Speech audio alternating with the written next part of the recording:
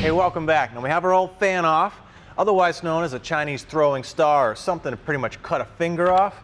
This is a flex fan. Now the idea is, you pull a lot of air, it's got some curvature on here as you're spinning the motor, but as you want to make power, you spin the engine up, well that force from the air that you're kind of driving straightens these blades out and takes a lot less power. Good idea, but a lot of times they just don't pull enough air and you start to overheat. Most guys end up swapping them out. So that's what we're doing. We're going to save them a whole lot of headaches. We've got a big block car making some good power. So we call it Original Parts Group Inc. And they've got basically replacement OE style shrouds. That's kind of number one when you're looking at a cooling system. If you think about it, the fan wants to pull air in, but that radiator is a resistor. It's got restriction in it for that air. So it just pulls it in from the side and shoots it back. But once you sink this down in there, it can't get air from the side. It's got to pull it straight through.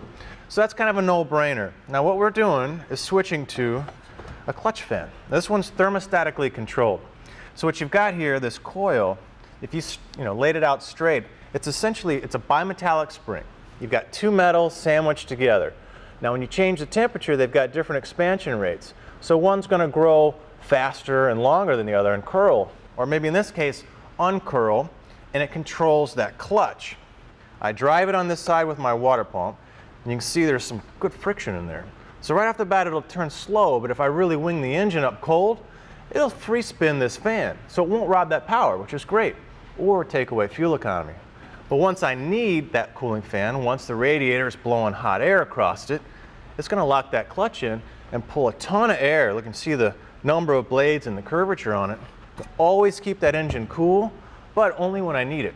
Great way to upgrade your cooling system if you got something like this.